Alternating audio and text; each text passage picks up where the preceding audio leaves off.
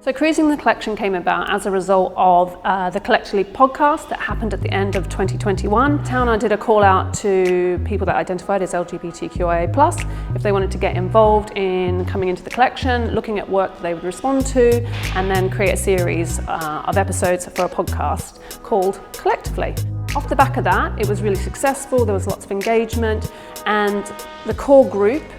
came back together and were invited back into the collection to create an exhibition. It felt super special being able to go back into the storage and see all these works in spaces that you wouldn't normally see them, and it felt like a big secret, and it was really exciting. And we got to do this research, bring them all together,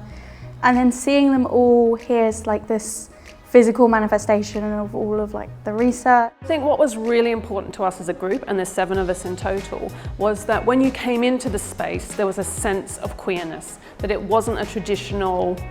exhibition, a traditional gallery space, that as soon as you entered there was a change or a shift change that was perceived, whether you identify as queer or not. So colour was really critical and quite important to us, the way the work was laid out and the way that it was lit, so that when you move through the space you are potentially perceiving changes that you may not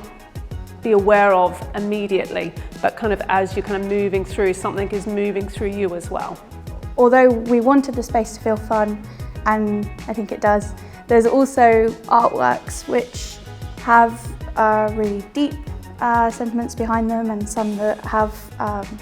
a different kind of background, and just lots of different things, and hopefully for everyone. There really was a very careful selection process. Obviously there were a few artists who we knew were in the collection,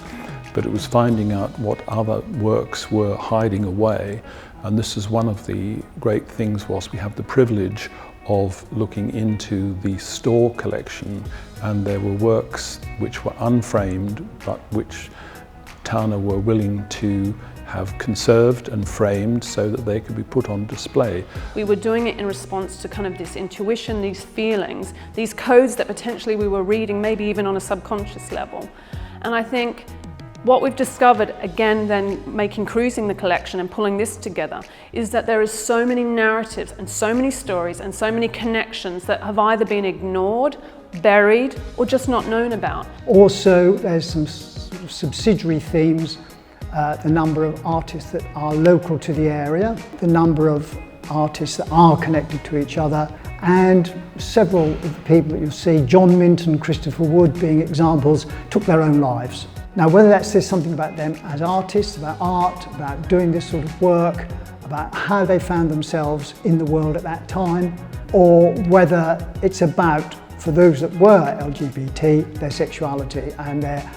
lack of opportunity to live their life as fully as they would have liked to have done. There's been some really beautiful moments where we've realised people are partners, or they were friends, or they got together in a menage a trois at some point, so it's been quite exciting. And I think it's vital that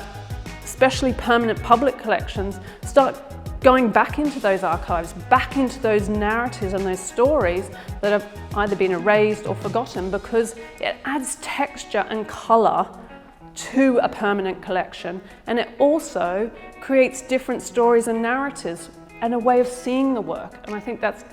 absolutely essential going forward. We all came together as this group of people that didn't know each other, and we're all really different, all different backgrounds, but we've managed to use art to get to conversations that you wouldn't necessarily get to. There's different ages, genders, everything, and we've all come together and used art as this really cool way of communicating, and it's been really special, and I think it's really nice to have something physical to see. When you enter Cruising the Collection, you are offered or invited to navigate the space in a range of different ways. You can start from the beginning, which is traditional, or you can follow the lines on the floor, which connect all the works together. But what's really important is to be really open to what you're seeing and engaging with, because there is a journey as well in terms of the way we've placed the work, the way we've grouped the work, and the way we've lit the work. So the space changes in terms of tone and flow and energy. So yeah, the invitation is there to explore it in a way that kind of maybe you wouldn't traditionally do so.